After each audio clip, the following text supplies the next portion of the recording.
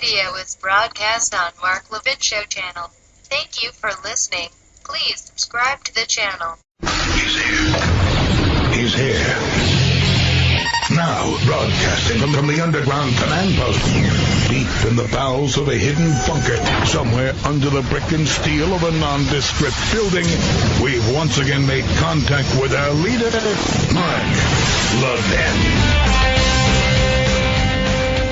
Hello, everybody. Mark Levin here. Our number, 877-381-3811, 877-381-3811. We will not spend 3 hours on these sexual harassment issues. We'll spend a little time on it, and then I want to move into other areas that are very, very important, including your taxes. Because all this is breaking now. But before I do, I'm going to play 3 sound bites in a row for you without interruption. But you need to keep track of them. The first one's going to be Nancy Pelosi on Meet the Depressed Sunday. Today's Thursday. Pelosi Sunday. After that, I'm going to play the Morning Schmo, Joe Scarborough on MSLSD. Do I have the order right? Yes. And that was yesterday. Or the day before. Then we're going to play Nancy Pelosi today, at a briefing today. All about John Conyers. All right? So Pelosi Sunday, Scarborough a couple days ago, then Pelosi today. Let us begin. Cut to go. You said there's now a zero tolerance. Yes. John Conyers, what does that mean for him right now? Let's say in or out? We are strengthened by due process. Mm-hmm. Just because someone is accused, and was it one accusation? Is it 2? I think there has to be. John Conyers is an icon in our country. He has done a great deal to protect women, Violence Against Women Act, which the right wing is now quoting me as praising him for his work on that, and he did great work on that. But the fact, as John reviews his case, which he knows, which I don't, I believe he will do. I believe that he will. Excuse me, may I finish my sentence? Sure. That he will do the right thing. And is the right thing what? Resign? He will do the right thing in terms of what he knows about his situation, that he's entitled to due process, but women are entitled to due process as well. But he got it. He took advantage of a situation where he had the rules of Congress, and I know you guys want to change these rules, but he got to hide his settlement. He got to, his accusers had to go through all sorts of craziness. So why is he entitled to new due process in this case? No, we are talking about what we have heard. I've asked the Ethics Committee to review that. So a 4th woman has come out accusing Conyers, and more in your caucus are calling on Conyers to resign. How come you haven't called on him to resign? Well, the allegations against Congressman Conyers, as we have learned more since Sunday, are serious, disappointing, and very credible. It's very sad. The brave women who came forward are owed justice. I pray for Congressman Conyers and his family and wish them well. However, Congressman Conyers should resign. As far as Capitol Hill is concerned, I'm going to be sure that everyone who works here, who might be a victim of this. All right, let's stop here. So, Sunday, Nancy Pelosi was running cover for John Conyers, due process. Her media surrogates, and that would now include the Morning Schmo, Joe Scarborough, and MSNBC as a network, came to her defense, and came to the defense of John Conyers. Then there was pushback by women, even within the Democratic caucus in the House, by others, saying that Nancy Pelosi just set back the right of women, the rights of women, and the Democrat Party decades. She could see the ground moving under her feet, and she reversed course. Now she's called for the resignation of John Conyers, and she pretends it's because more women came forward. We have Mr. Clyburn, the number 3 Democrat in the House, who insisted that elected officials have one standard and the rest of us another as he was getting on an elevator, even though the man is very incoherent at times. I don't know if it's the way he speaks under his breath, or he intends to be that way so he can move in one direction or another. I don't know. He also made it abundantly clear with his reference to Susan Smith, that a New York Times reporter is aware of. Susan Smith accused a black man, falsely of course, of having killed her children when in fact she drowned her children. And he made the reference to Susan Smith in the John Conyers case, suggesting that only white women had attacked Conyers when in fact had not attacked but had accused Conyers of sexual harassment. But that wasn't true. There were others too, including a black woman, and more coming. And now today, Mr. Kleinburn says that people put words in his mouth. Breitbart put words in his mouth. Of course, they didn't put words in his mouth. He put the words in his mouth. Moreover, now he's calling for Conyers to resign. This is really quite a spectacle. There are more women who've come out on Al Franken. 2 more women. One is a 6th woman now, just breaking. A 5th woman back some years ago at a USO event who was serving in the military at the time. And I haven't heard Dick Durbin say he should resign. I haven't heard Mitch McConnell say he should resign. In fact, Dick Durbin said he was taking responsibility for his actions. Now, at least in the media world, they're falling like dominoes. They have, texts, Twitters. They've got all kinds of evidence against people like Charlie Rose and Matt Lauer. Last count, there's 19 or 20 people in the media who've had to resign, one suspended from the New York Times, affecting all the major media outlets. ABC, NBC, CBS, New York Times, CNN, MSNBC. I guess the Washington Compost. We'll have to wait for that one. Just a matter of time. But don't worry, they're all going to take sexual harassment training, because that would stop somebody like an Al Franken from doing what he did, or John Conyers and so forth. It's quite appalling. I'm not going to spend the rest of my career talking about what members of the House and media are doing in terms of, in the Senate, sexual harassment. Nor Hollywood. You know, much has been said about how Donald Trump is destroying the free press and the First Amendment. The press is destroying the free press. First it was their ideological partisanship and demagoguery, their outright hatred for a president they never supported, who fights back, who calls them out by name. He responds differently than past presidents, and for this he's attacked. I think the media in this country have done enormous damage, not only to the First Amendment, not only to the ideal of a freedom of the press, but to the Constitution, to capitalism, to republicanism. When is the last time CNN did any kind of a worthwhile program on how the Constitution is slipping through our fingers? When is the last time CNN did any kind of worthwhile program on the benefits, the enormous benefits of capitalism and private property? When is the last time? When is the last time MSNBC ran such a program?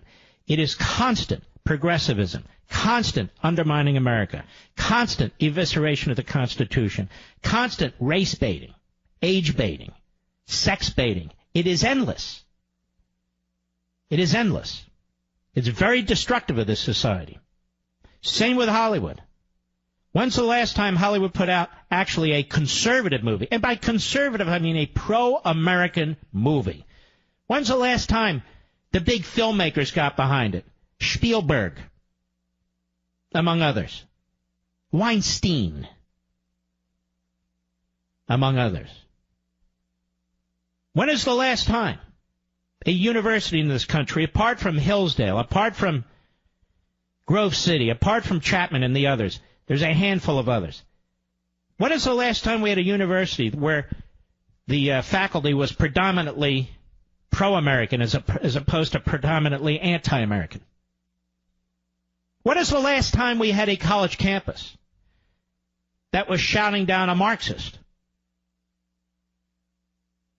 or a racist or racialist, I should say, promoting balkanization. When is the last time? Black Lives Matters doesn't get shouted down. CARE doesn't get shouted down. Various ethnic front groups don't get shouted down. Why not? Our institutions of higher learning, the vast majority of them, are now the breeding grounds of the left, the indoctrination camps of the left. Let's be honest about it.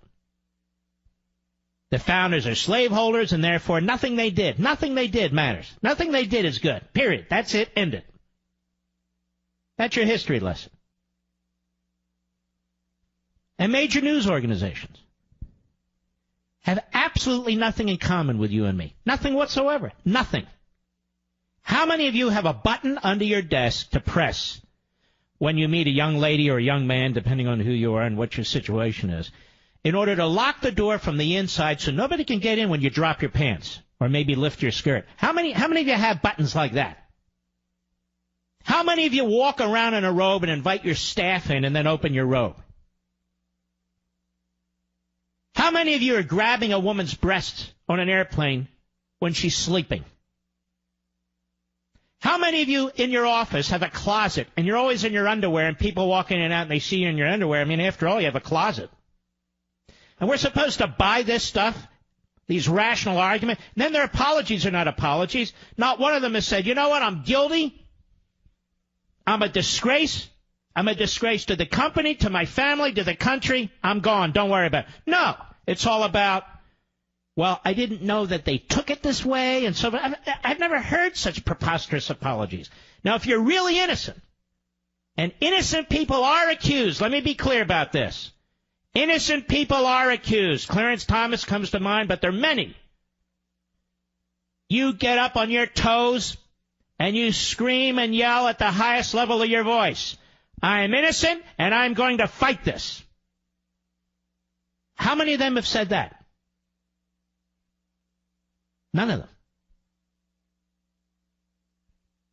I don't believe in a hunt to look for causes.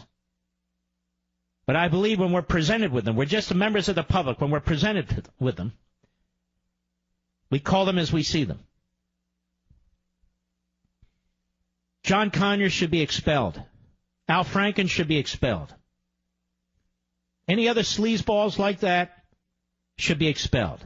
You want due process? Then bring a lawsuit and get your due process. We're not talking about a lawsuit. We're not talking about that kind of due process, are we? We're talking about politics, ethics committees. All of a sudden, out of the blue, we're going to have sexual harassment, anti-sexual harassment training. You'll remember, as soon as they said, I was the lone voice on radio or anywhere in broadcasting, the lone voice who said, wait a minute, if they're saying they need anti-sexual harassment training, this is big. Something's going on. They're throwing that out there. And more than that, it's almost a cover-up. Okay, we've resolved everything. Even Gillibrand, the leading warrior against sexual harassment, she wouldn't name names. She said she was sexually harassed. She wouldn't name names. Then she dumps all over Bill Clinton, who was campaigning with her and for her a year ago, raising funds for her a year ago. She's not credible. She's a joke. She's a fraud. Jackie Spears said in the House of Representatives, helped raise this issue, that when she was a staffer in Congress, now she's a congresswoman, she was sexually harassed. I believe it was on an elevator, but wherever. Doesn't matter. She wouldn't name names.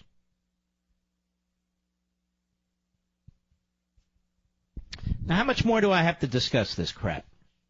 No more. I'm done with it today. We'll see what happens tomorrow. If there's anything, so imperative that I'll bring it up again. We know this. Hollywood, sleazy, disgraceful. Congress, sleazy, disgraceful. The media, sleazy, disgraceful. I'll be right back. Mark Levin.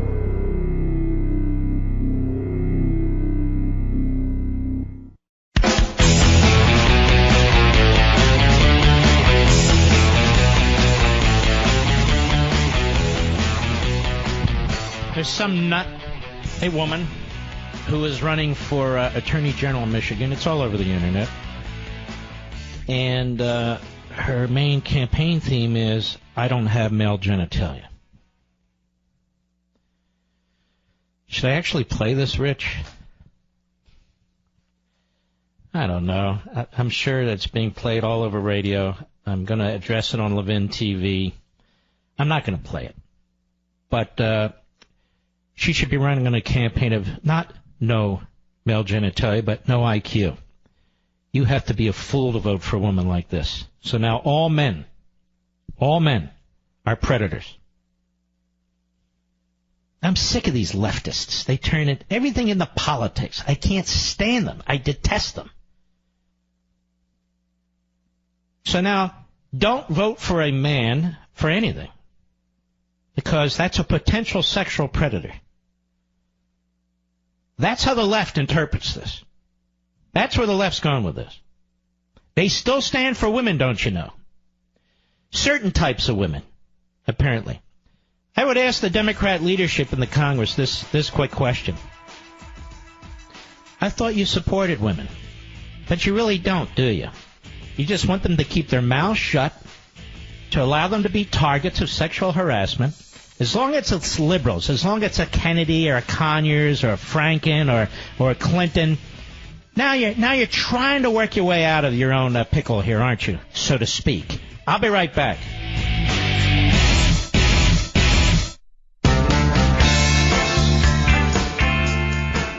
Levin, an unapologetic patriot and unapologetic constitutionalist. You can reach him at 877-381-3811. Something different has happened with our media, which is poisonous. As poisonous as it's been in the past, with leftists like Walter Cronkite and so forth. But today it's 100 times worse, because there's 100 more platforms, 1,000 more platforms.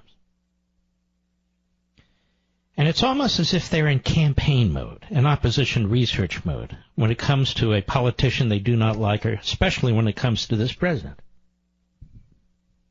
Tell me, what has this president done in his first year in office that is so horrible, so offensive, so treacherous, so damaging to our national security, so damaging to our economy? What has this president actually done that has endangered America? What has this president actually done that's so irrational and incoherent and incomprehensible? Nothing, nothing, nothing, nothing, nothing, nothing, and nothing.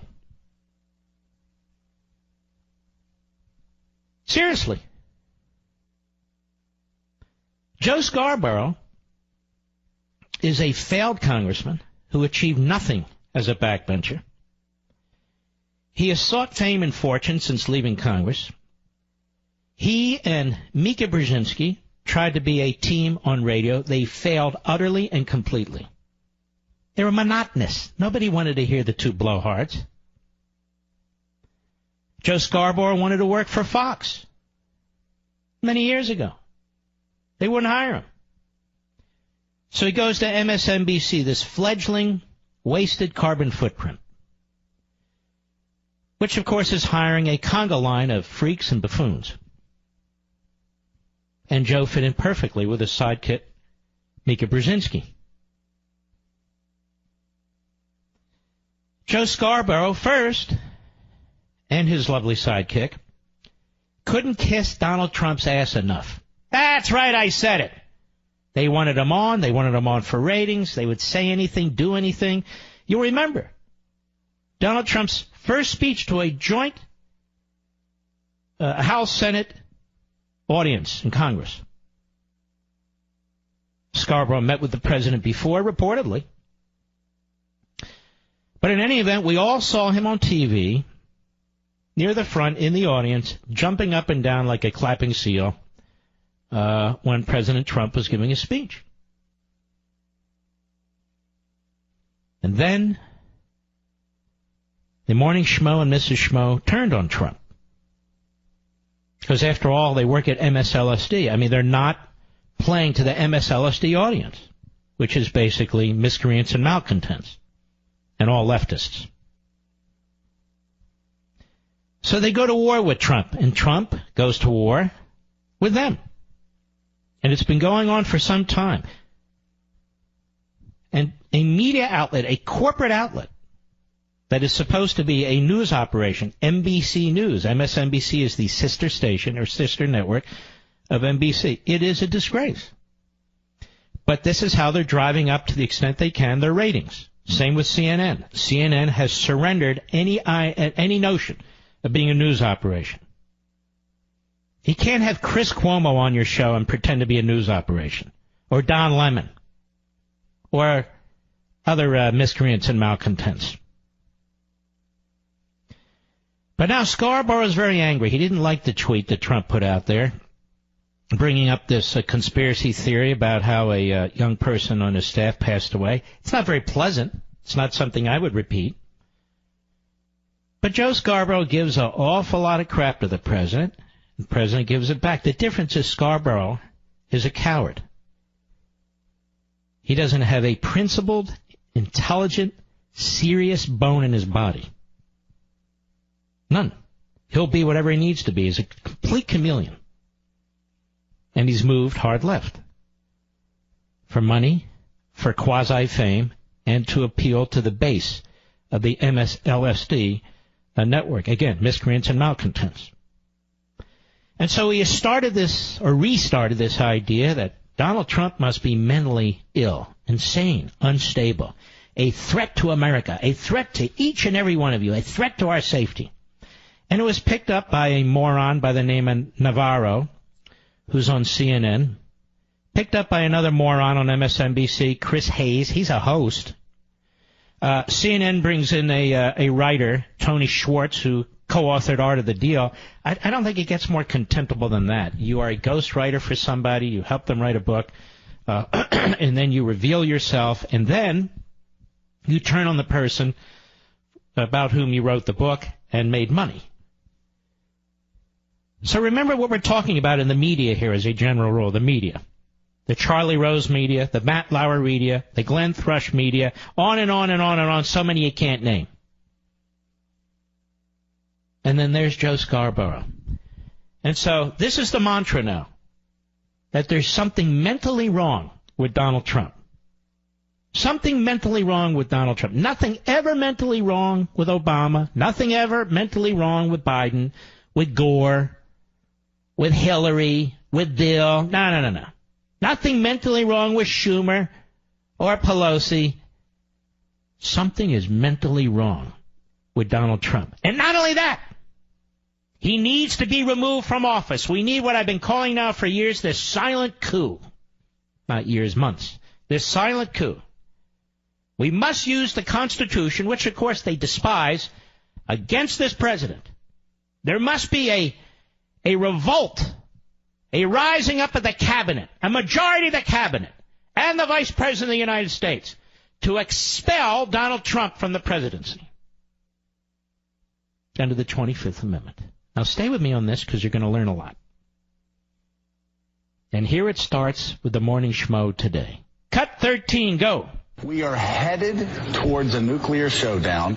Most insiders say, and Richard has said this for some time, and it matches everything we've heard from inside the administration, we are closer to war on the Korean Peninsula than most Americans know. We heard this months ago that we are going to have a ground war in Korea. They've believed that inside the White House for a very long time. And yet, he is completely detached from reality. We had a New York Times and Washington Post piece saying so a couple of days ago. Whoa, the New York Times and Washington Post. They had one piece, really, saying this, so we must rely on this. The New York Times, a Holocaust-denying newspaper right in the teeth of World War II, and, of course, the Washington Compost, which would be bankrupt but for the fact that the Amazon 100 billionaire has saved it. Go ahead. If this is not what the 25th Amendment was drafted for, then what is it? I would like the cabinet members serving America, not the president, serving America. America. You serve America. All right, stop us. What is this Ed McMahon Act that Meek has put in? America. America. Go ahead. Know it. You know you don't serve Donald J. Trump. Scam developer. Scam, Trump University proprietor. Boy, he's really just talk about. Can we apply the 25th Amendment to him? He continues, cut 14. Reality TV show host. You don't represent him. You represent 320 million people whose lives are literally in your hands, and we are facing a showdown with a nuclear power, and you have somebody inside the White House that the New York Daily News says is mentally unfit. Wow, well, now the New York Daily News says he's mentally unfit, and the New York Times and the Washington Post. They all say he's mentally unfit, all these crackerjack psychiatrists and psychologists. And, of course, Scarborough, who was defending Conyers and defending Pelosi for defending Conyers, and who is a mental midget of the highest order, he tells us, look, the Daily News says this, and the New York Times and the Washington Post, so they must be right. They must be right. Plus, I hate Trump. I hate him. I hate him. I hate him. Remove him. Remove him. Remove him. What kind of a schmuck is this? Go ahead. That people close to him say is mentally unfit, that people close to him during the campaign told me had early stages of dementia. Now, all right, let's stop. If people in the campaign told him that in the early days, why didn't Joe reveal that? Why was he supporting Trump? And there's one other thing I want to say. There are people in this country who have dementia. There are people in this country who have Alzheimer's. This isn't funny. This isn't funny when a pathetic, gutless hack like Joe Scarborough, a truly dumb ex-politician who has worked his way up to fame and fortune such as it is in the Manhattan social circles, who's now using his position to do what he's doing like this, to attack a president in a way that I can't ever remember a president being attacked on a repeated, resolute basis, questioning his sanity, not Conyers' sanity, he defends him, not Pelosi's sanity, who can barely get a sentence out. No. This is diabolical. This man is diabolical. He is grotesque. He knows exactly what he's doing. And after that segment, I'll bet he was smiling and happy as a bird. Happy as a bird. And he also knows, because it's been reported, that the North Korean generals find him and his show to be their favorite show. And he is their favorite host. And they listen to this stuff. Go ahead. Mad at me if you want to. You can say that's not okay to say, but why don't you shut up, Mika? You sound like a parrot in the background there. He speak. Why don't you say this? He speak. Why don't you say that? He speak. America. He speak. It's the most bizarre, pair of TV hosts I've ever seen. Like she's nudging him to say these things. Just say them yourself, or be quiet and let him finish his insane rant. Go ahead. To say when are we supposed to say this? After the first nuclear missile goes? Listen to this. This is a sick dude, boy. I'll tell you what. Absolutely sick kook. But then other people pick it up. Anna Navarro, who's another hater, which is why they love her over at CNN. Cut 15, go. Anna, the retweets, the numerous conspiracy theories, everything we have seen and heard over the last few days. Is this president's serious question? Is he unraveling? Oh, that's a serious question, Ann, from a very unserious man. Is he unraveling? No, you are, you jerk. Go ahead.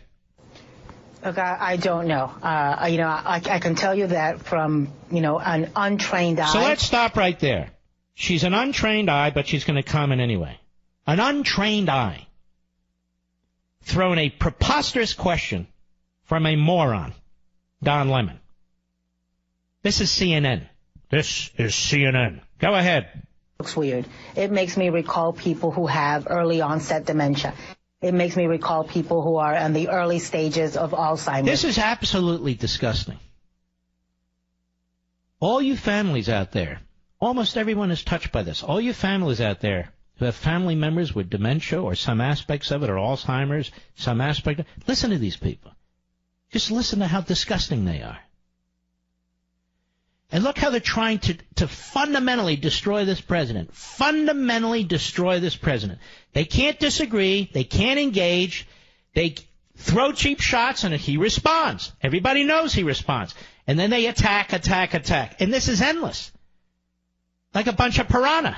Go ahead. It's constant repetition. He goes back to the All right, same... you can shut up. Now there's somebody named Chris Hayes. He's a host at MSLSD. Notice it keeps coming from these two entities. Go ahead. North Korea is now, according to experts in nuclear power, apparently capable of striking anywhere on the globe with a nuclear warhead. And at a time when this country and the world and allies are depending on stable, steady, and clear-sighted American leadership, the President of the United States genuinely appears to be losing his grip on reality. All right, that's enough.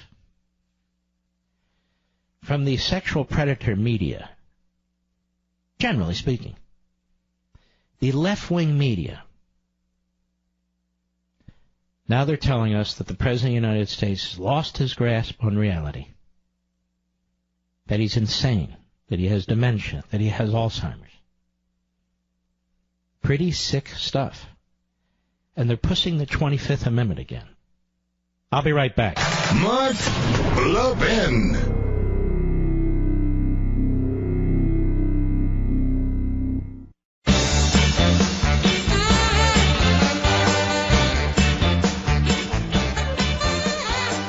See, the moron Joe Scarborough, 320 million people's lives have been jeopardized by Barack Obama and his Iran deal, by the failure of past administrations to confront North Korea.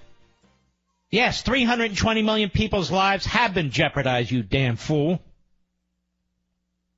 And that's exactly what you are.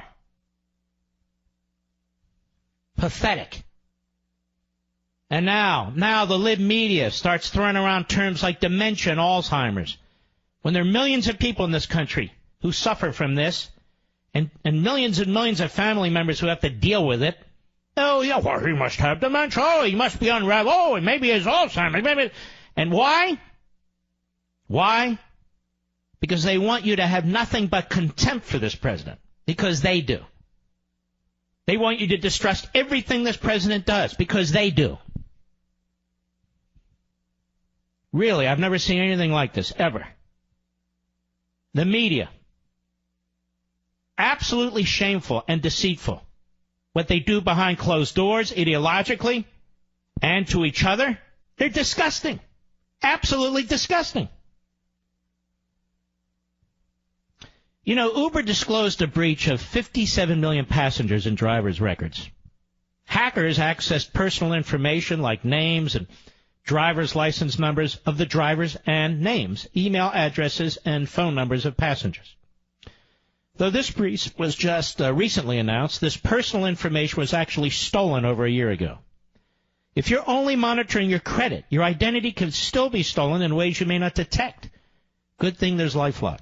LifeLock detects a wide range of identity threats, threats you may miss by just monitoring your credit, like someone stealing from your 401k or committing a crime in your name. And if there's a problem, a U.S.-based identity restoration specialist will work to fix it. No one can prevent all identity theft or monitor all transactions at all businesses. But LifeLock can help you see more threats to your identity. Go to LifeLock.com or call 1-800-LifeLock. Use promo code Levin, that's Levin, for 10% off your LifeLock membership. Visit LifeLock.com, save 10% now by using my name, Levin, in the promo code. By the way, next hour I'm going to dig into this tax stuff that's going on. Oh, Mark, it's so boring. Really? Well, let me tell you, that's going to affect most of you. It truly is. It's going to affect most of you. 25th Amendment, just to show you what a moron Joe Scarborough is. The impeachment clause of the Constitution, you need a majority of the members of the House to vote to impeach, and you need two-thirds, a supermajority of the members of the Senate to convict and remove a president. Without getting into every detail of the 25th Amendment, I'll do that on Levin TV tonight. You need two-thirds of the members of the House of Representatives, ultimately, there's a process, but two-thirds, and two-thirds of the members of the United States Senate to uphold the removal of a president. So you need two-thirds of the House and two-thirds of the Senate under the 25th Amendment. Under impeachment, you need a simple majority. That is 50% plus one and two-thirds in the Senate. So these idiots don't even understand. If you really want to try and remove a president, you go the impeachment route. Not Article 25, Amendment 25. But then again, we're talking about Scarborough.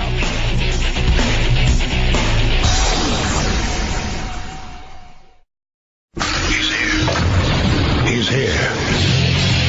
Now, broadcasting from the underground command post, deep in the bowels of a hidden bunker, somewhere under the brick and steel of a nondescript building, we've once again made contact with our leader, Mark Levin. Hello, everybody. Mark Levin here. Our number, 877-381-3811, 877-381-3811. I believe I'm the only conservative standing who opposes what the Congress is trying to do on our taxes. That is the Republicans. No, we're not getting half a loaf or 85%. It's better than nothing. That's all BS. I don't get it. When we have Republican House and Senate and a Republican president, why we have to negotiate with ourselves and get half a loaf. It's incredible.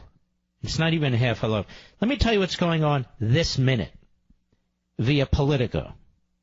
Senate Republicans have dropped a plan to create a so-called trigger for tax hikes, meant to satisfy deficit hawks, leaving the GOP scrambling to change its plan and win over enough votes to pass their massive tax code overhaul. Now, that's a loaded paragraph in one run-on sentence. So Bob Corker and morons like him have an idea. If we cut taxes, and the economy doesn't grow as much as we think it should grow, and our revenue into the federal government is as high as we think we should, then we should raise taxes. So we would raise taxes when the economy isn't growing like it's supposed to grow and bringing revenue into the federal government. This is a deficit hawk. Deficit hawk, really? Where's Bob Corker's proposal for slashing government spending? Why is it always on the revenue side? Well, the revenues are lower than projected, but the spending never stops. It never stops.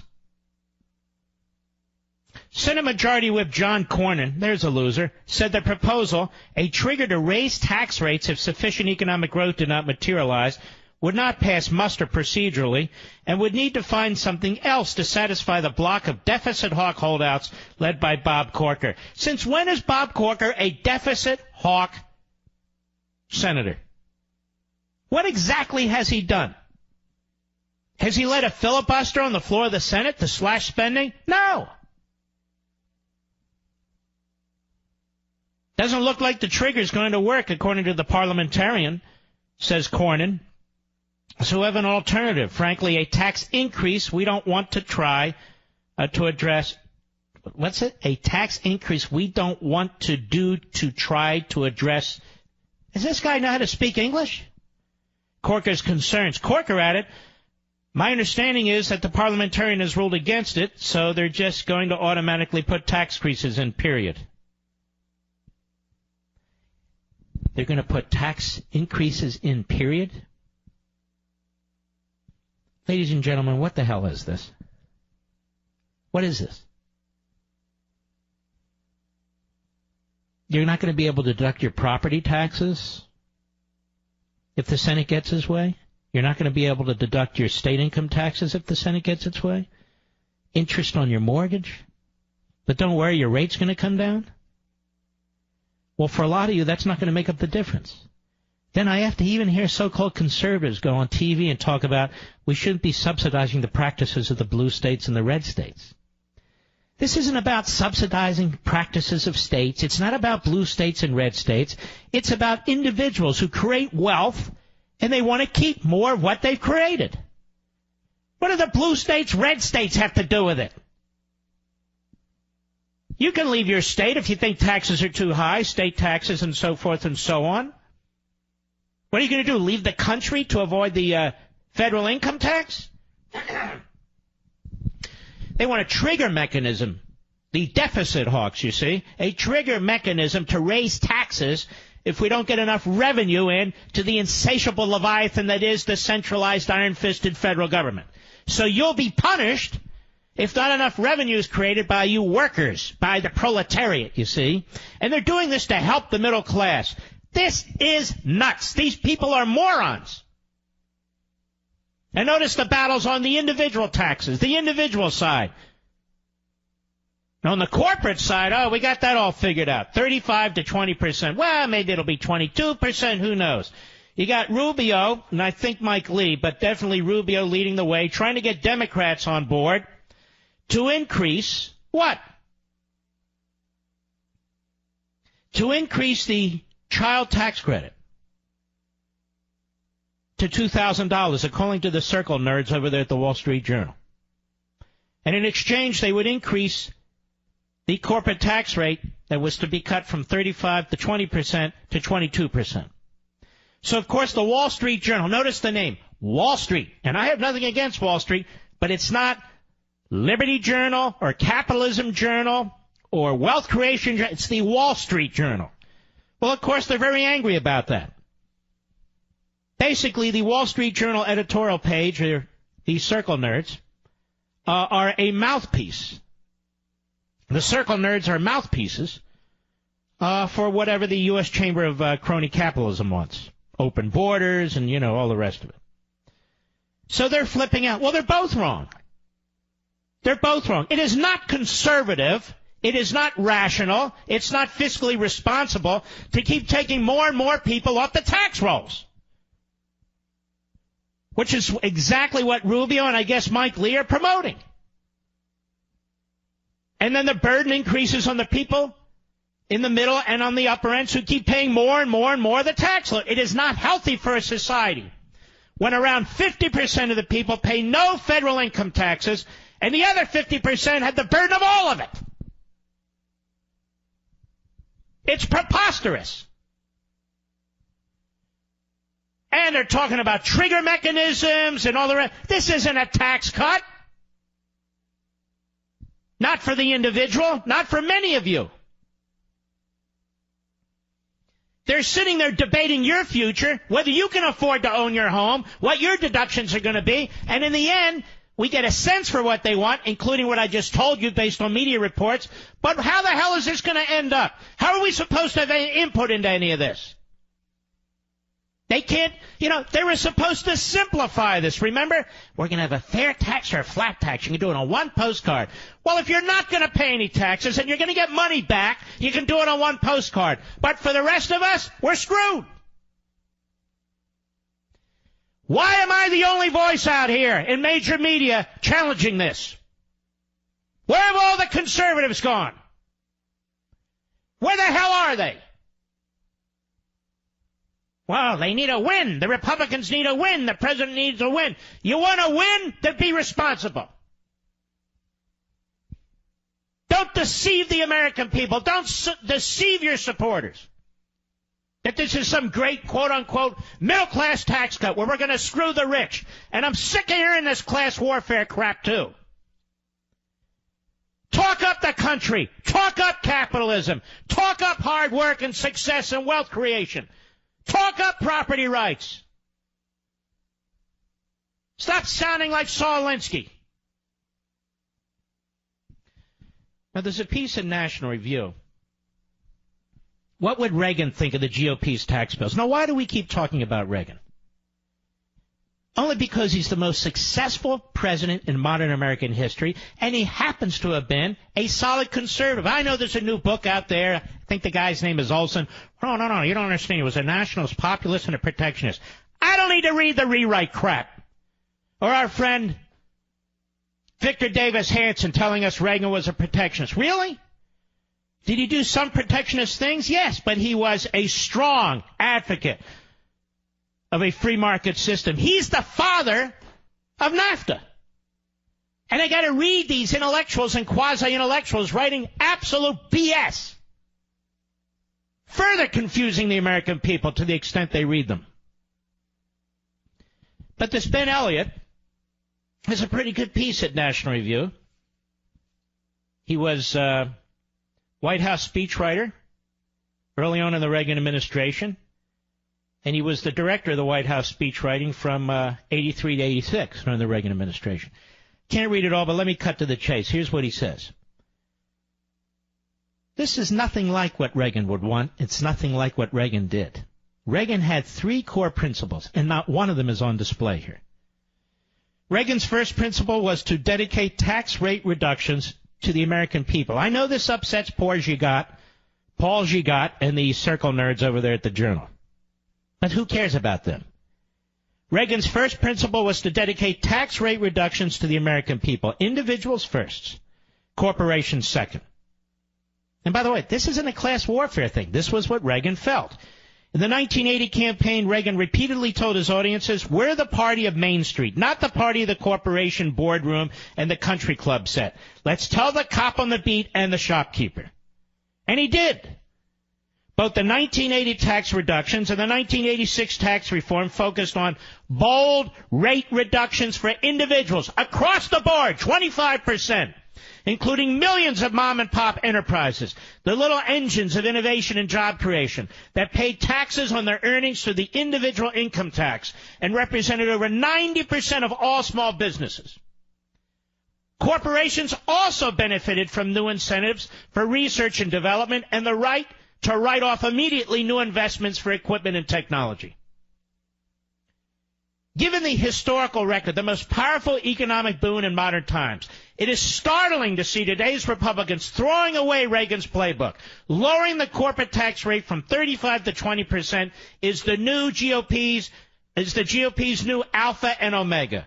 The large corporate tax cuts will be permanent, while the smaller tax cuts for individuals and families will be temporary. Supporting individuals, families, small enterprises struggling against the ravages of Obamacare, not to mention years of rising taxes and living costs with no earnings growth, apparently isn't a priority. Both of today's GOP bills, House and Senate, violate these standards of equity and fairness. In the Senate bill, which is being debated right now, Republicans claim that by slightly lowering rates and adjusting income ranges, as well as doubling the standard deduction and eliminating the alternative minimum tax, they can ensure that everyone will receive a tax cut, or as the president describes it, a huge tax cut for Christmas. Unfortunately, while taxes for most low and high income taxpayers will be decreased, and that's not true either. I'll get to that in a second. Many middle and upper middle class payers will receive little or no tax relief. Some will even face higher taxes. Mom and pop enterprises won't see the same tax cuts that corporations do. And the elimination of several common deductions is aimed directly at the mass of people out there, the vast majority of the people. Here's some of the items on the GOP chopping block. The personal exemptions of $4,050 per taxpayer and dependent claimed on a return. Chopped. The deduction for interest on student loans. Chopped. In the Senate bill, deductions for state and local taxes, including property taxes, eliminated entirely.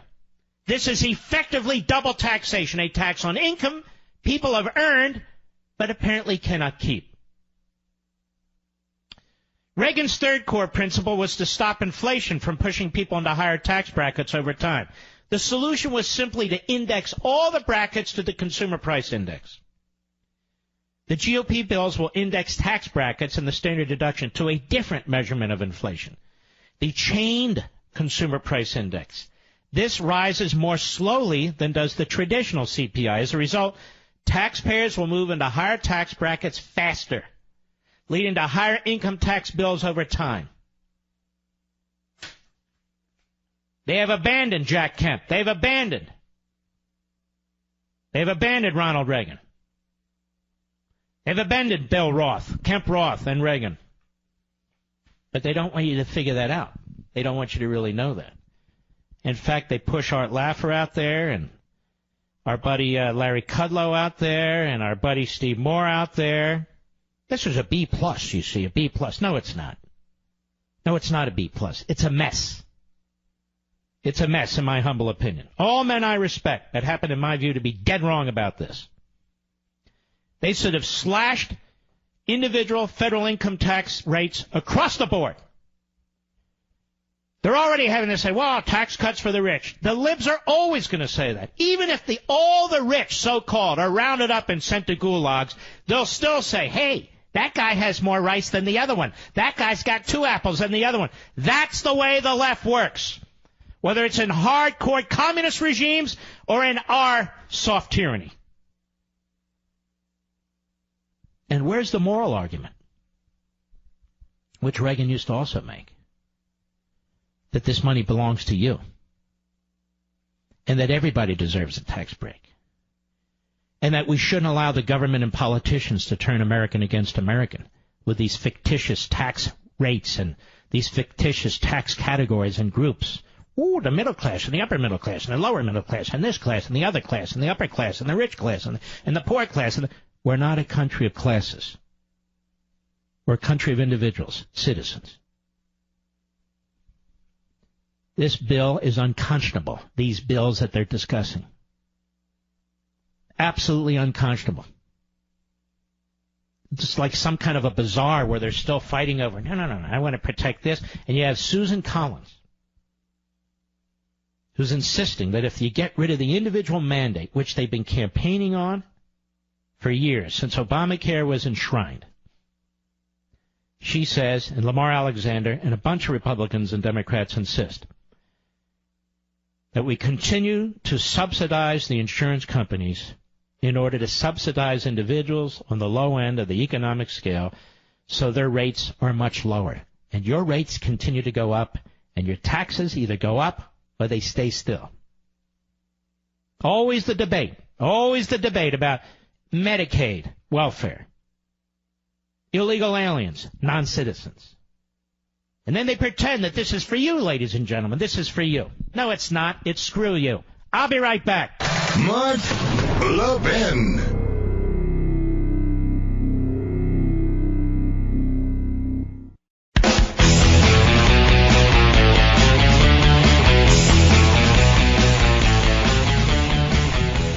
You ask Craig Shirley, if not the premier, certainly one of the premier historians on Ronald Reagan and his administration. Reagan wanted power drained away from the centralized government and returned to the individual.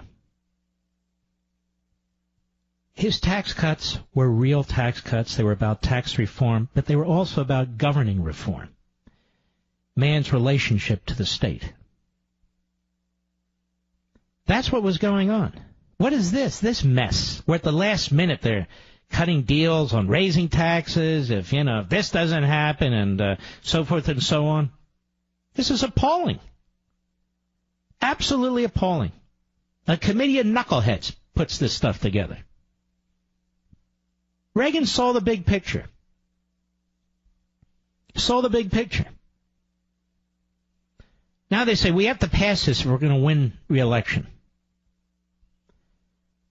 Why don't they look at the guy who won massive landslides, popular vote landslides, electoral college landslides?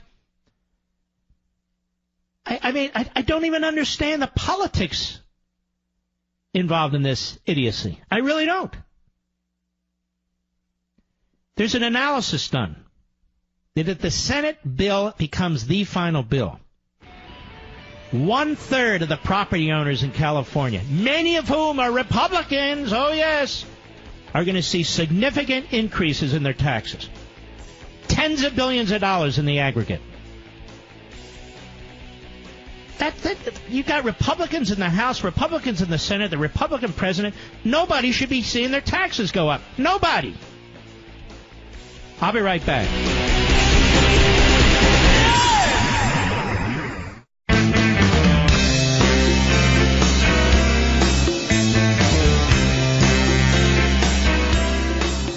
The new American Revolution starts here. The Mark Levin Show. Call in at 877-381-3811. If you're like me, your favorite part of going to the mall as a kid was stopping by Mrs. Fields. It'd probably be your favorite part of going holiday shopping this year, too. Something about that first soft bite of the perfect chocolate chip cookie just makes you feel like a little kid again, doesn't it? This holiday season, you can give your friends and family that same feeling of pure joy with a holiday gift arrangement from Mrs. Fields. Mrs. Fields cookies have been around for 40 years. Everyone knows and loves them. Remember the very first time you had one? It's like you finally knew what a chocolate chip cookie should taste like. They're soft and chocolatey. Just thinking about those cookies makes my mouth water. And Mrs. Fields cookies are freshly baked. They're made by hand, and they're ready to enjoy right out of the box. So everyone can have what they've always wanted right now. Now, here's an exclusive deal for you, my listeners. Go to MrsFields.com. Go to MrsFields.com. Click on that microphone in the upper right-hand corner and enter code Levin, Levin. You'll get 25% off Mrs. Fields' best-selling Peace, Love, and Cookies tin. I know that this is a great tin with great Mrs. Fields treats in there because I got one for Thanksgiving. I gave it to the family. You get Nibbler's bite-sized cookies, brownie bites, and more. So click on the microphone, enter promo code Levin at MrsFields.com to get the perfect holiday gift for 25% off. MrsFields.com, MrsFields.com, promo code Levin, Levin. It's the easiest thing in the world to do, and it is a great, great gift. You can order it for yourself, too. All right. Let's take somebody, a disagreeable. Jim, Brooklyn, New York, the great WABC. Go. Mark, I'm with you 75% of the time, but right now, this is not a time like Reagan's era when we could look at conservatives. Oh, boy. What is a time like Reagan's era? Is there ever one? Oh, yeah, there was, except, you know... No, I didn't ask was. Will there ever be another one? Well, I think what is a time like Calvin Coolidge's era? What is a time like Jefferson's era? What do you mean by that? Well, what I mean by that is this, that in an era when conservatives has no leadership, in other words, there was a talk show host, what's his name? I forget. He said, who's the leader of the conservative movement? The answer, I don't know who you're talking about. I don't really care. There's no leader in the conservative movement. I'm not even talking about a leader in the conservative movement. I'm talking about rational tax policy that benefits the vast majority of the American people, that is very, very simple, that creates jobs for people who don't have them, that raises wages for people who need a raise. What do you mean, well, it's not the same era as Reagan? We know that. That's why we need the tax cuts. Are you saying this is irrational? What is irrational? This tax plan that you want to get through? Of course it's irrational. They're still fighting over it. Should we trigger tax increases or not trigger tax increases? You can't even figure that out at the 11th hour, that you shouldn't trigger tax increases, especially if revenues aren't coming in because the economy is not producing. You should be triggering federal government cutting. That's what you should be triggering. We'll take it. All right. Thanks for your call. What the hell is he talking about, Rich? I have no idea. We'll take it.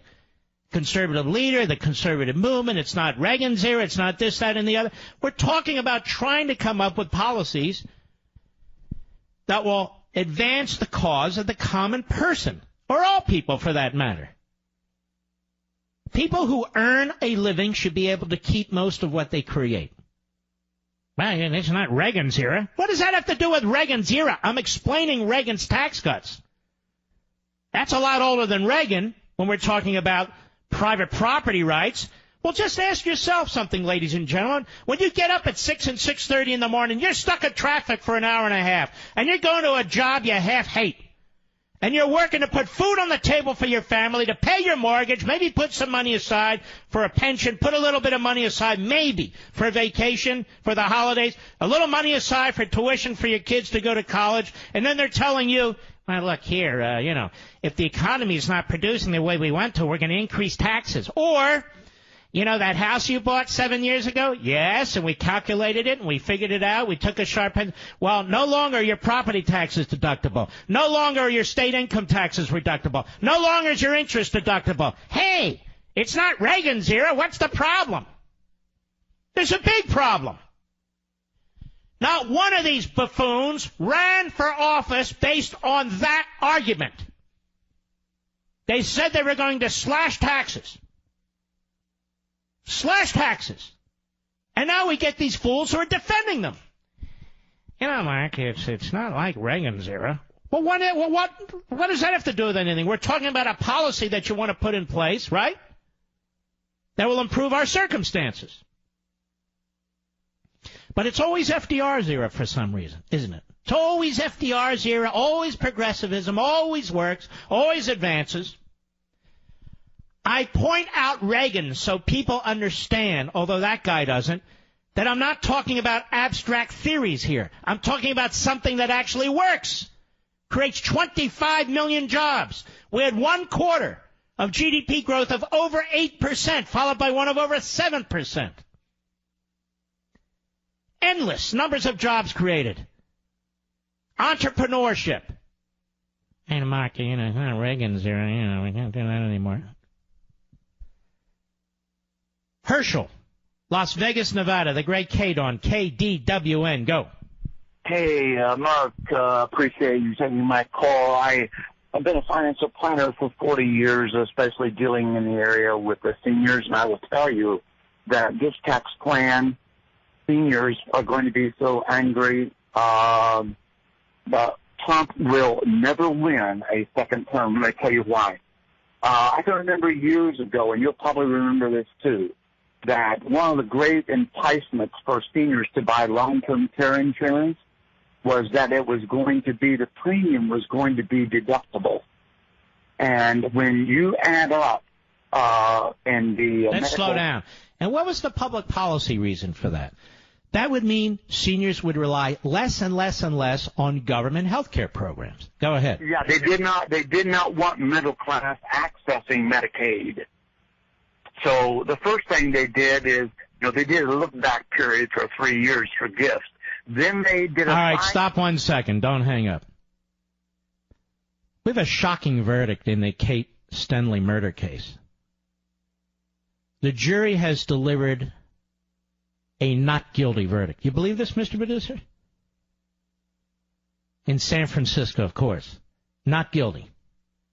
Am I reading this properly?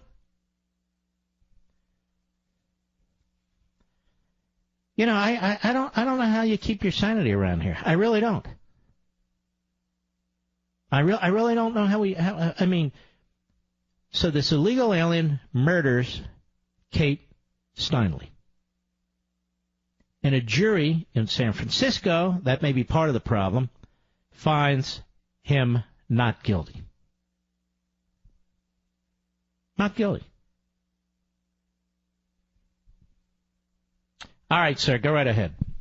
Okay, Mark, what I was saying is that if we go back to the government when they were inducing seniors to buy long-term care insurance, so that they would not end up on Medicaid, there was this great enticement to do that, and they gave them... So what's going to happen? What's going to happen is that now seniors are not going to be able to deduct that long-term care insurance premium. Not only that, they're not going to be able to deduct their Medicare supplement premiums. All right, but let's slow down. But people who want to buy long-term care, they're not going to be able to do it either. So you're going to have more and more people gravitating to more and more government. No, that's all true. And so, for example, let's say your mother is in a nursing home, and it's running on average, we're looking at like $40,000 a year. You're not going to be able to deduct that any longer.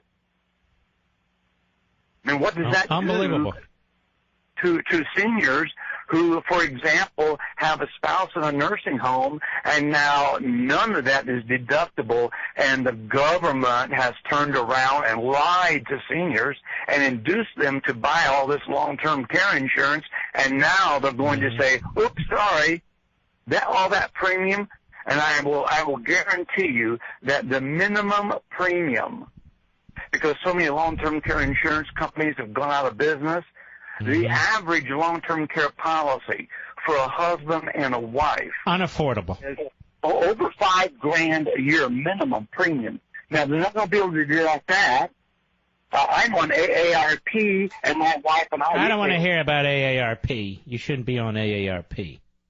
Medicare supplement. Our Medicare supplement, our Part D runs us $5,000. Okay, you pay the Medicare Part B premium. That's another. All right, everybody's eyes are rolling over. Your point is that this is going to disrupt the gravitation of people towards private long-term care.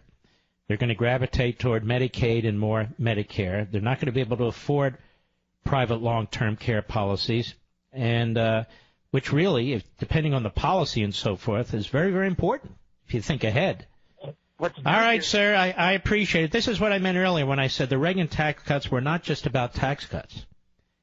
They were about reordering the individual's relationship to government. This does that in a perverse way, in the converse way. But don't worry, you're going to hear about blue states and so states. You file your income taxes. You're going to be thinking about blue states? No, I don't think so. You're going to be thinking about your income taxes. Blue states don't file federal income taxes. You file federal income taxes, those of us who pay. I'm sick of one other thing. I know this is politically incorrect. I'm sick and tired of the 50% of the people in this country who pay crap. Oh, you know, they pay a payroll tax. I'm not talking about payroll taxes. I'm talking about federal income taxes. No wonder their hands are always out. No wonder they're always voting for Democrats. Why wouldn't they want more government, more health care, free college, and everything else? They're not paying crap for anything. The hell is that? Massive redistribution of wealth. Fewer and fewer and fewer of us. And this massive tax cut, greatest tax cut in American history. Even fewer people are going to be paying the individual federal income tax. How much longer can this go on? The debt balloons, the spending expands, we're expanding and imploding at the same time. Fewer and fewer people are responsible for paying a bigger and bigger bill that's becoming increasingly impossible. I got to hear about blue states and red states? The hell does that have to do with anything? I'm the one looking out for everybody. No offense. No brag, just fact. I'm the one. This isn't compassionate. This isn't compassionate. I'll be right back. Mark Levin.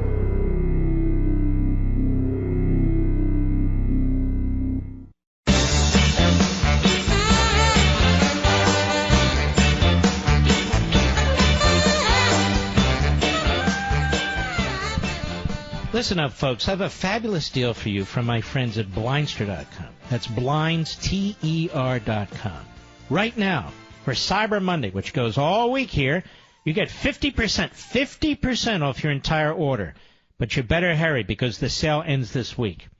You know, I recently placed an order with another order from Blindster, this time for plantation shutters. They sent me free samples first and made it so easy to measure and install. I just love the way Kyle Cox runs his family business. It's customer service at its best. Kyle exemplifies the American dream, starting the entire online blinds industry with $5,000 and now selling on average a custom blind every 60 seconds. Kyle shows you how to measure and install so you don't have to throw your money away by hiring a so-called pro. Plus, if your blinds don't fit, even if you goofed, Kyle will make the blinds in the sizes you need for free. You only pay for shipping. So don't miss this 50% off deal. Enter promo code MARK at checkout. Blindster.com for quality custom-made window treatments of every kind. BlindsTER.com, promo code MARK. All right. Here we go. Kate Steinle. As I recall, after she'd been mortally shot, it's hard to even say it. Her father is leaning over her, and her last words to her father was, "Help me, Dad." Can you imagine being a father? Your daughter was shot when you're walking with your daughter. Next thing you know, she's bleeding to death because an illegal alien shot her. And you're leaning over her, and she says, "Help me, Dad," and you can't do a thing about it. You're losing your daughter right in front of your eyes. What kind of jury is this? Fox News. Jurors have found Jose Inez Garcia Zarate not guilty of killing Kate Stenley. She must have just died on her own. On Pier 14 in San Francisco in July 2015, in the trial that sparked a national debate over illegal immigration. Jurors reached the decision minutes ago in the sixth day of deliberations after first receiving the case last week. Steinley was walking with her father and a family friend in July 2015 when she was shot. Just shot. Collapsing into her father's arms. Zarate had been released from a San Francisco jail about 3 months before the shooting, despite a request by federal immigration authorities to detain him for deportation. San Francisco is a sanctuary city, where local law enforcement officials barred from cooperating with federal immigration authorities. President Trump has threatened to withhold federal funding to cities with similar immigration policies, but a federal judge permanently blocked his executive order last week. One jerk appointed by Obama, one federal judge out of 1,000 now runs our entire immigration system. Is that what it says in the Constitution? While Zarate's immigration status is what brought the case in the national spotlight, jurors did not hear evidence about that, and it was not a factor in the trial. After 12 days of testimony, dozens of witnesses, 2 days of closing arguments, the jury had to decide whether Steinley's death was the result of an act of murder or a tragic accident. I dropped the gun and it just went off and happened to hit the woman. That's all, I didn't mean it. I dropped it. It went off. I kind of just picked up the gun. It was under a bench. Earlier in the day, the bailiff and court clerk were seen entering the jury room with a small yellow evidence bag before retreating with it a few minutes later. A source inside the courtroom confirmed the jury asked to see the gun used to shoot Steinley.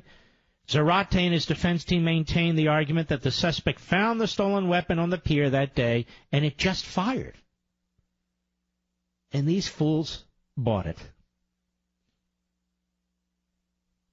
Mark, don't you believe in the jury system? I believe in the jury system. It doesn't mean I believe in every jury.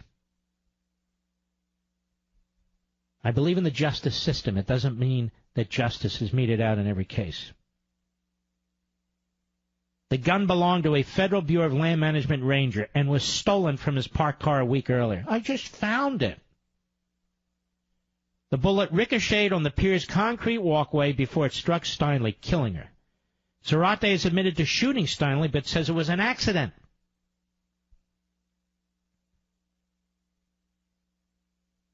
Help me, Daddy. Help me, Daddy. The last words of this beautiful young daughter. I can't imagine it. Help me, Daddy. See, he was playing his own secret version of Russian roulette, they say. Just went off. He just happened to find the gun. What a bunch of crap. I'll be right back.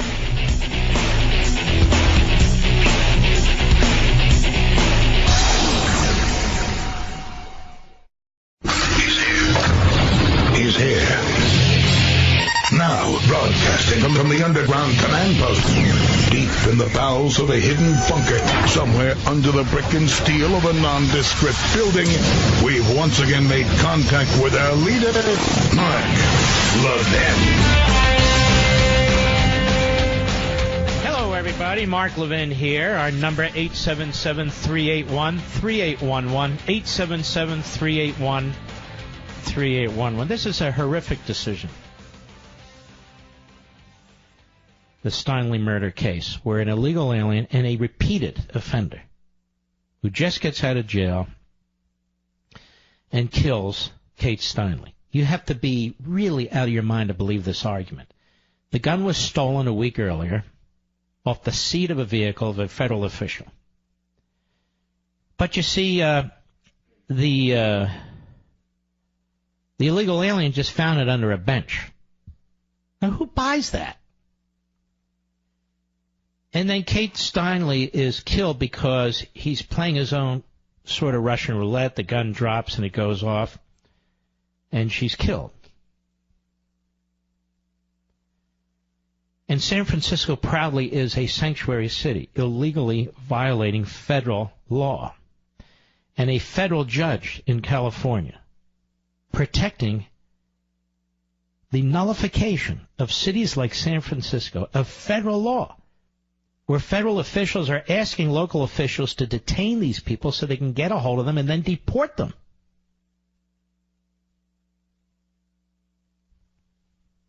This is just awful. It's absolutely awful. Absolutely awful. All right, now I have some bright news for us. This is in the L.A. Times, and we know the L.A. Times never lies. And President Trump is preparing, I'm just quoting, to formally declare Jerusalem the capital of Israel and order a review of the best way to move the U.S. Embassy from Tel Aviv, two officials said Thursday, actions that would reverse decades of U.S. policy and international peacemaking efforts and could inflame the Arab world. So you can see the crazy lib media. The President of the United States, this president is turning out to be the best friend Israel's had. He has an ambassador in Israel by the name of Friedman, who's the best ambassador from the United States Israel's ever had. We have an ambassador from Israel into the United States by the name of Ron Dermer, who's the best ambassador for Israel and the United States that Israel's ever had in the United States. And I can assure you all the leftists are appalled by this. The Democrat Party is appalled by this because the Democrat Party has now moved away from Israel. The media have now moved away from Israel. And the thing is, when Donald Trump runs for re-election, which I assume he'll do, he still will only get about 1/3 tops of the Jewish vote. Just my guess. Jerusalem, even if you're not Jewish, it's more important than that. This is a universal point. Jerusalem is the ancestral capital of the Jews. Thousands and thousands of years ago. Yet it is the only capital that America will not recognize in another country. Because we've been blackmailed by the Arab countries. We've been blackmailed by the left in this country. We've been blackmailed. And you do that, there's going to be riots and something. And yet, Israel is one of America's closest friends and allies. The idea that you don't recognize the city that is its capital as its capital is appalling. Let me give you some examples. And by the way, most of you thought the programs I did from Israel were some of the best programs I ever did. It wasn't because of me. It's because of the guests I had. Because you never heard some of the stories that they were telling, some of the facts and history that they were providing. You'll never get it from the sexual predators in the media. You just never will. The government of Israel is based in Jerusalem. The Knesset of Israel is based in Jerusalem.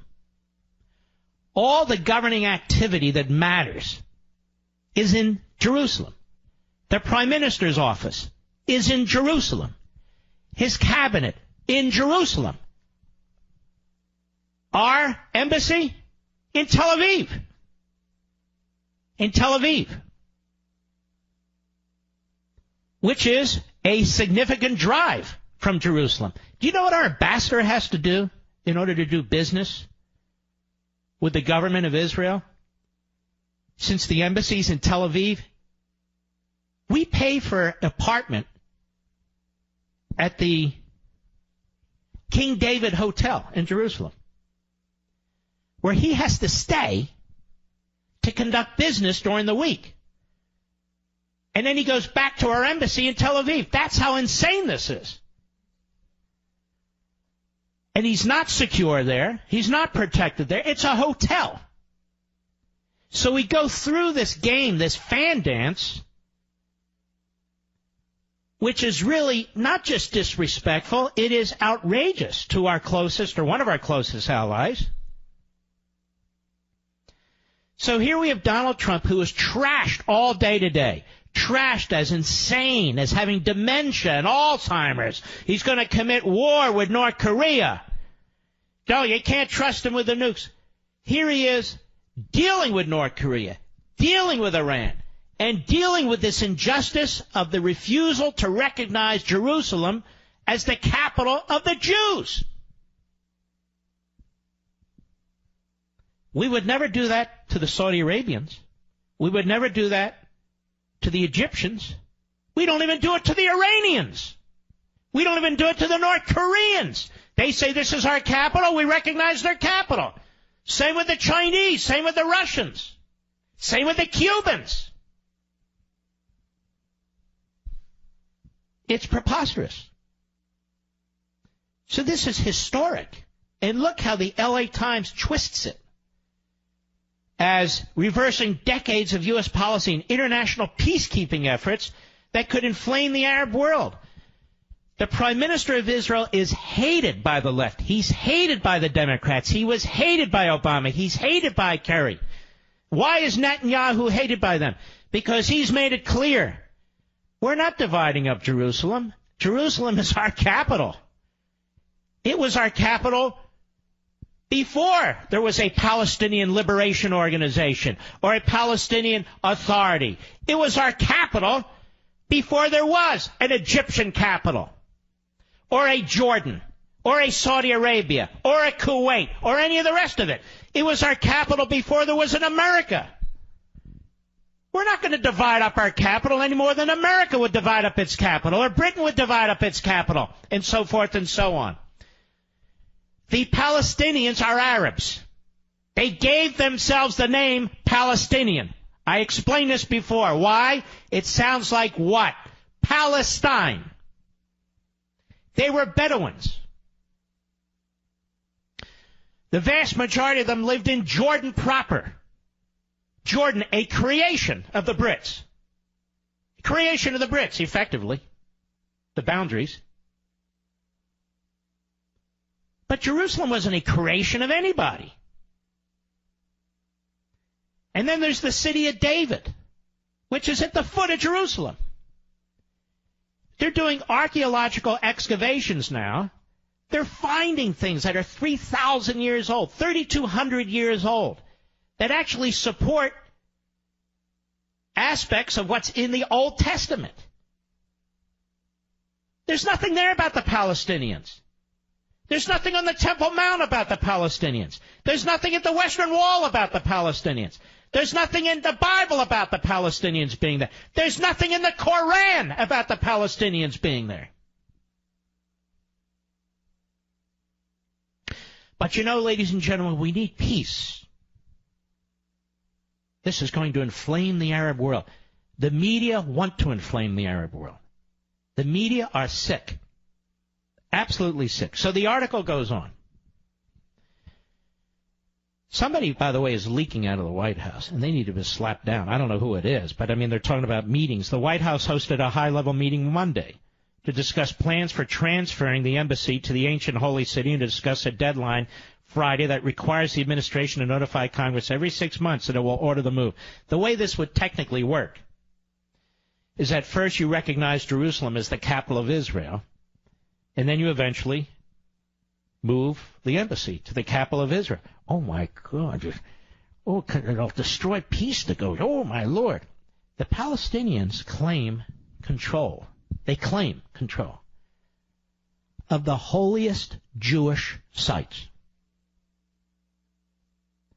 The holiest of the holy Jewish sites, including the Western Wall. They claim that's theirs. On what premise? On what basis? The Temple Mount is the place of the first Jewish temple and the second Jewish temple. First, second. And the Jews aren't even allowed to go up there to pray. They're not even allowed to pray. They'll get arrested if they do. There's your Moshe Dayan. Remember the guy, the general with the eye patch? The 6-day war, they took Jerusalem, and they took it so fast that Moshe Dayan, he's, well, how are they going to react? You know, okay, you can't pray there. You can't. Can't pray there? That's like telling Muslims you can't pray in Medina or Mecca. Now, these areas are under the control of the Israeli government. Have they blown any of them up? Have they blown up any of these Muslim sites? No. They blown up any Christian sites? No. When the Jordanians controlled it, they blew up every single synagogue in Jerusalem. And they destroyed the churches. Look at Bethlehem. Bethlehem. Is Bethlehem not a Christian city? Do you know today Bethlehem is a Palestinian city? It is a Muslim city? On who say so? Well, they say so. So it is. So it's just surrendered. So the Christians have no, quote-unquote, history in the Middle East, let alone Jerusalem. The Jews have no history in the Middle East, Judea, Samaria, the West Bank. That phrase is from the 1940s, the West Bank. The West Bank of Jordan. It's Judea and Samaria. Look at that in the Bible. And by the way, I'm not a Bible thumper. I don't know a lot about the Bible. I'm telling you the history. We talk about American history, which I feel I'm an expert on. Look at an ancestral history. Oh, that's occupied territory. Even in 1967, the Armistice Agreement, these lines were not permanent. They were temporary in order to stop the Israelis from conquering the rest of the Middle East effectively. They were attacked. Well, they weren't attacked. They were cut off. They were provoked. Nasser and the others. And so they struck out. And they were expected to lose and lose badly. But they won, and they won bigly. Same with the second war that followed. The Yom Kippur War. When they were attacked on all sides. They're not going to give Jerusalem back. It's their capital. It was their capital thousands and thousands of years ago. They have a burial site there. A burial site there. The Mount of Olives. Where people you read about in the Bible are buried in the Mount of Olives. Right there. You know what happened when the Jordanians controlled it? They destroyed most of the cemetery. You know what else they did? They built a hotel right in the middle of it. Right in the middle of it. Tell me, have the Jews built a hotel on the Temple Mount? Tell me, have they turned the mosque on the Temple Mount into a auditorium or anything of that? No. They're respectful. The Palestinians, the Muslims, the Arabs, they can visit their sites. Christians can visit their sites. The Jews visit their sites. That was never the case before. But it is amazing how the Christians have been pushed out of the Middle East. They've been pushed out of every single Arab country. How many Christians are in the Middle East? Where was Jesus? Was he in the Middle East? Yes, he was in the Middle East. You wouldn't know it. How about Abraham, Isaac, Jacob, Moses? Where were they? They were in the Middle East too. You wouldn't know it. No. Yasser Arafat, he's the guy. And his uncle, the Nazi collaborator. The Nazi collaborator. What Donald Trump is doing here is so historic, assuming they follow through with this. It's so historic that no prior American president had the guts to do it. You understand what I'm saying? Even my hero, Ronald Reagan. To the surprise of senior officials who were in attendance at this meeting, Trump crashed the meeting with his own detailed agenda, according to a person familiar with the White House deliberations. See, somebody opposed to this in the meeting is leaking to the media, hoping that somebody will stop it. Maybe Mr. Mattis at the Defense Department, maybe Mr. Tillerson at the State Department, or their buddy Bob Corker, Wrong Way Bob, the infamous Iranian deal. The scheduled 30-minute meeting on waiving the 1995 law that requires the U.S. to move the embassy stretched to 2 hours, and Trump stayed for nearly half of that. Gee, I didn't think Trump was engaged or intelligent or whatever.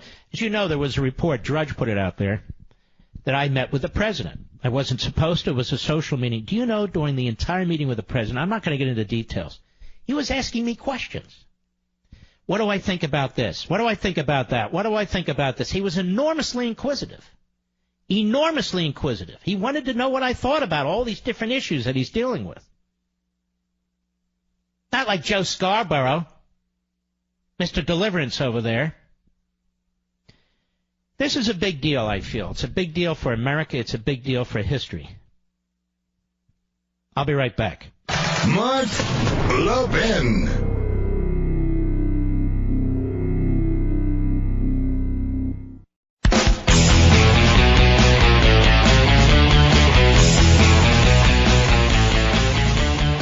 Rex Tillerson is on the way out. I know they won't admit it, but with all these leaks, it would appear to be, and he ought to be on the way out.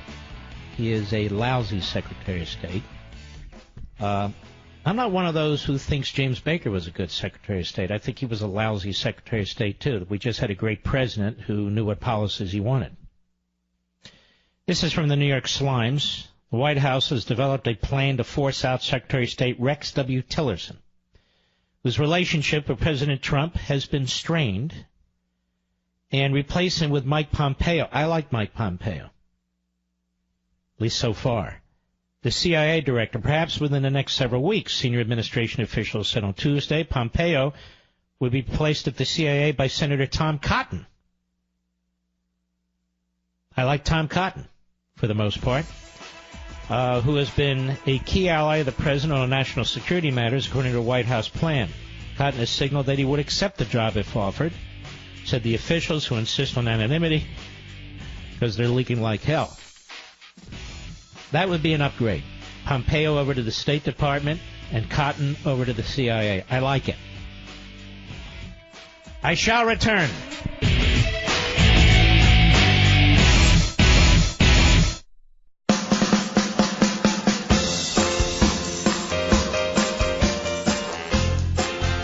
The establishment's worst nightmare. Mark Levin. Call in now. 877-381-3811. You know, not many colleges can claim they're 100% financially independent from both federal and state governments. In fact, I can think of only one college in the entire country that refuses government funding of every kind, not one penny, Hillsdale College. Why? Because government money comes with strings. And Hillsdale refuses to have government bureaucrats dictate what and how they must teach or run their campus. From the beginning, in 1844, Hillsdale has provided a world-class education that upholds America's founding principles and preserves the blessings of civil and religious liberty. Everything Hillsdale does, from the financial aid that 97% of its students receive to the completely free online courses it offers you, depends on generous donors who recognize the worth of independence. Financial freedom, that's the key.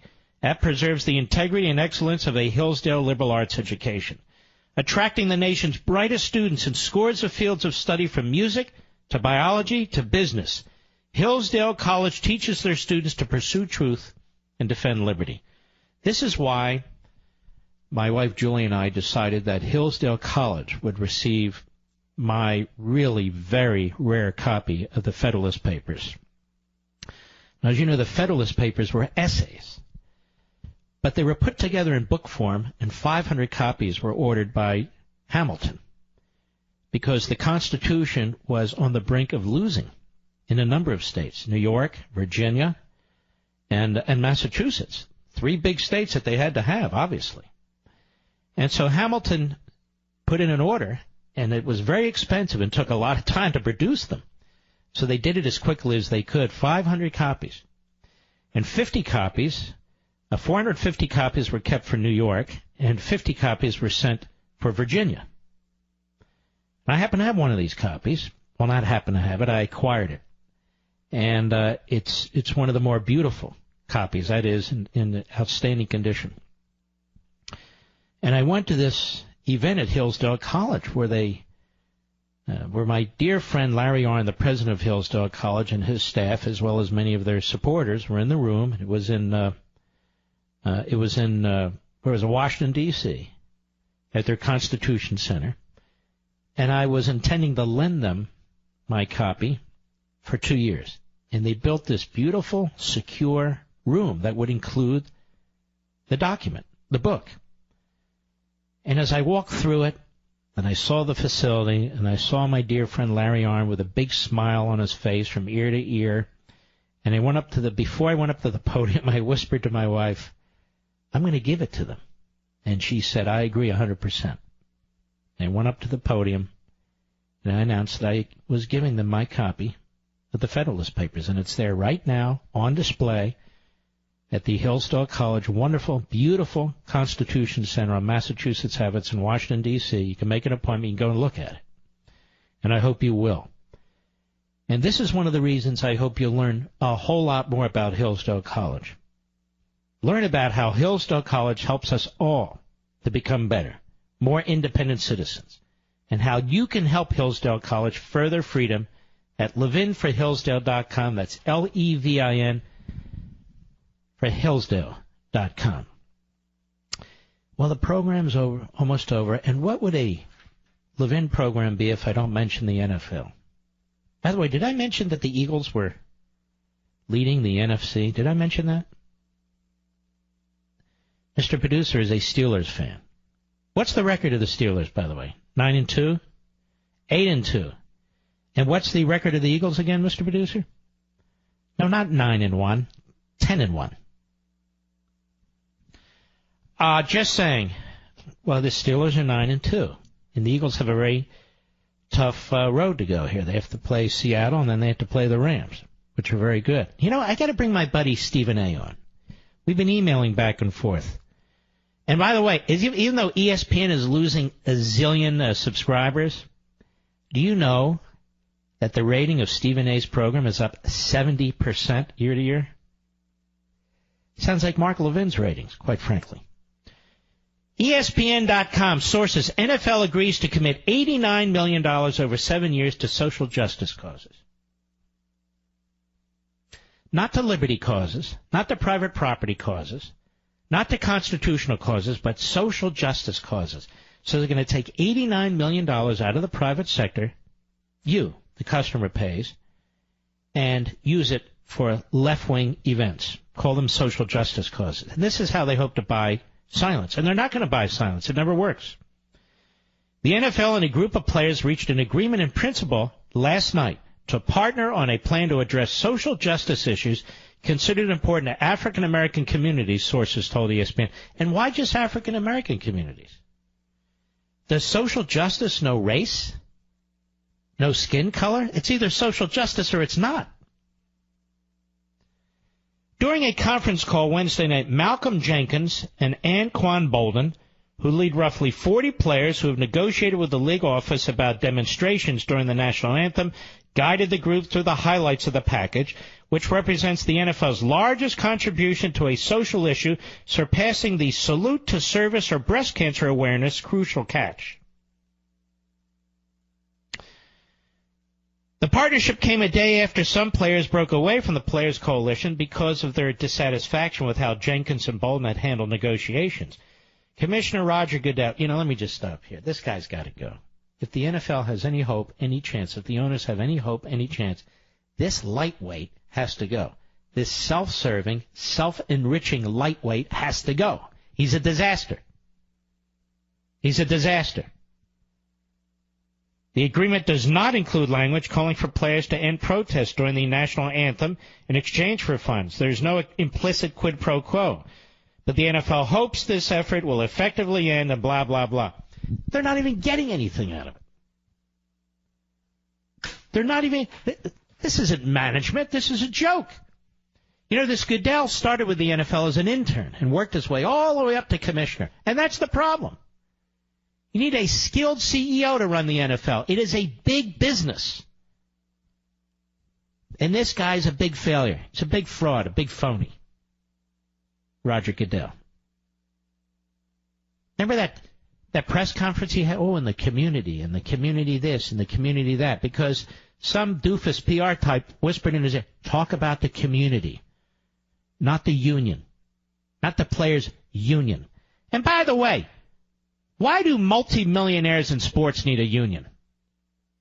I'm quite serious about this. How many multimillionaires have a union?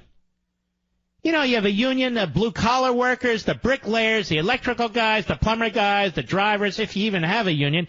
But millionaires in sports have a union and independent contracts? I've never understood this. You have an agent? Now, I have a union, too, and yet I'm an independent. I'm an employer, but I'm independent. I don't know what the hell my union does other than grab my money and probably support liberal Democrats for office.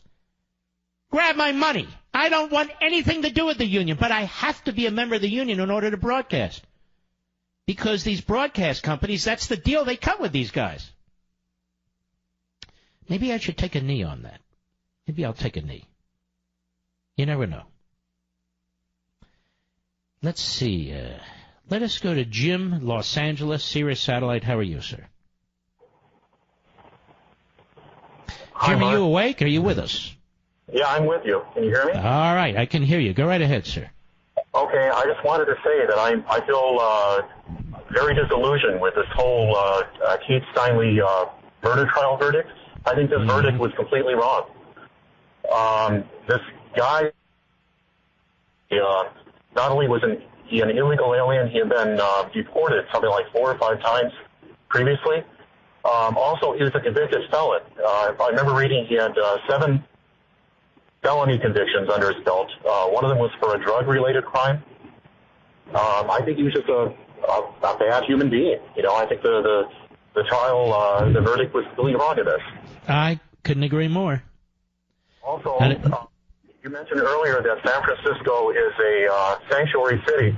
Not only is San Francisco a sanctuary city, so is Los Angeles. Oh, I know. There's 400 or 500 of them. Exactly. And recently, I remember reading that Governor Brown... I think I'm going to create a sanctuary city, a sanctuary from laws against the Second Amendment. See, we can do this, too. I've talked about this before. How about we have a mayor somewhere that says, you know what?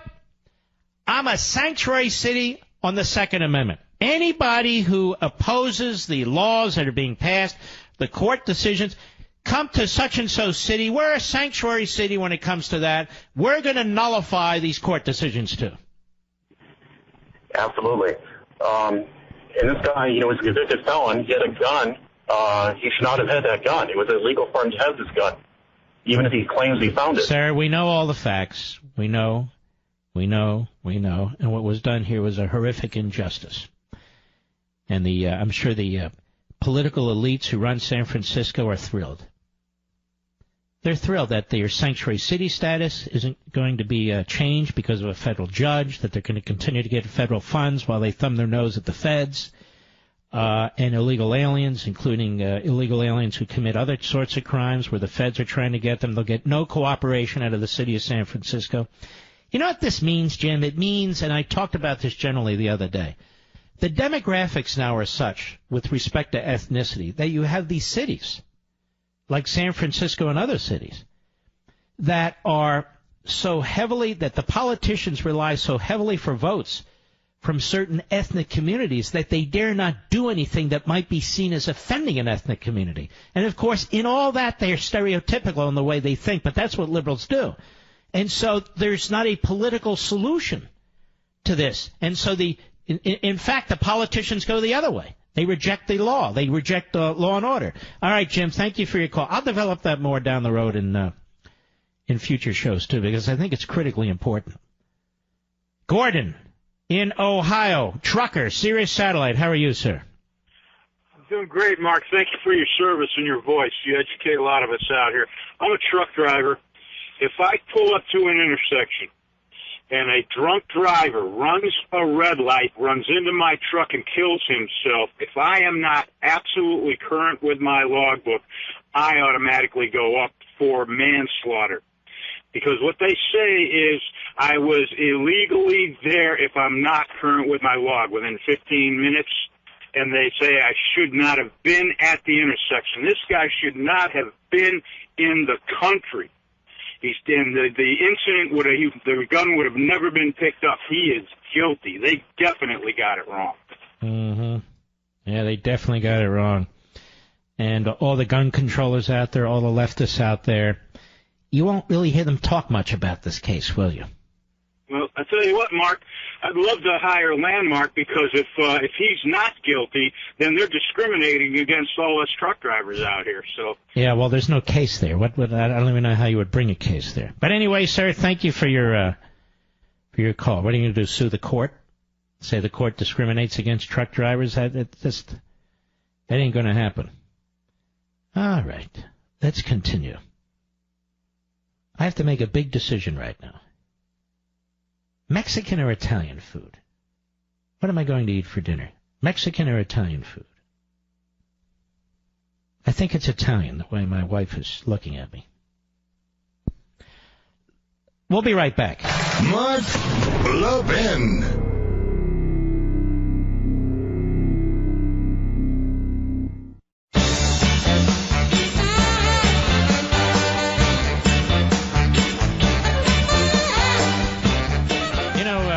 If you haven't finished shopping for that perfect gift for your friends and family, and I know you haven't, I haven't, we've got the perfect gift idea for you over at crtv.com, where I do Levin TV. Through Christmas, we've created some limited edition holiday mugs featuring your favorite show hosts on CRTV. Hello, hello, hello. Me? It's your chance to get my mug on your mug. We want to say a special thank you to those who are signing up to support what we're doing on CRTV, because we couldn't do it without you. There's never been a better time to get CRTV, and if you've already joined, you can gift a CRTV subscription to your friends and family. Everybody could use a little bit more of the truth, of conservative principles, and a little less from the liberal media. Give us a call right now. We're open. The government's closed. Those are two good things. We're open. The government's closed. Here's the number, a toll-free number, 844-LEVIN-TV, 844-LEVIN-TV. Our customer service folks are great. They'll tell you how to get it set up. They'll tell you what platforms we use. You can watch me on your iPhone, on your other handheld devices, on your computer, even on your TV. We'll get you all taken care of. But mention promo code HOLIDAY, 844-LEVIN-TV. Mention promo code HOLIDAY. That's promo code HOLIDAY. To get your free Levin TV mug, or choose from any of our other favorite CRTV show hosts. Again, that's 844-LEVIN-TV, or visit levintv.com. Look, the mugs are there as long as they last. So I'd really love you to check it out. If you watch CRTV, you know we have wonderful shows. You know how we have a lot of fun. We learn, we provide a lot of information, and people work very hard, and it's high-quality TV. High-quality TV. I did a Levin TV today. I'll give you an example. I spend 2 or 3 hours, really do, researching what I want to discuss on my daily Levin TV program. Then when I go into the studio, I sit down with my wonderful crew, and we go over what I've sent them, and we might reorganize it. We might drop some things. We might add some things, because usually I provide too much. And we want to keep the show under an hour, best 40, 45 minutes, maybe 35. And then it takes about an hour and 15 minutes or so to shoot it. So I spend a lot of time on this to give you the best quality programming I possibly can. It's not an overlap of radio. Maybe a little bit from time to time, but I try and make it as unique as possible. That's why we have so many people who want to participate. And you can check out our Facebook site, too, Levin TV Facebook, Levin TV Facebook. There's a great young man who runs it. His name is Chase. You may have heard of him before. And we've got other great kids over there working on it, too, Stephen and so forth.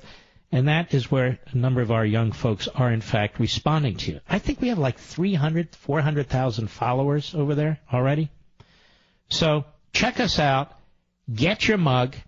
Just use the word holiday. That's 844-LEVIN-TV, promo code holiday. I know you're going to love it.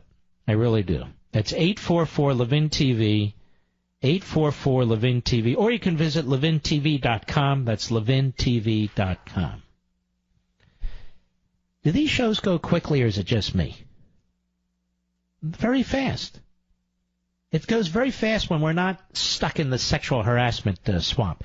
And I wish they would stop saying on Capitol Hill, we have sexual harassment training.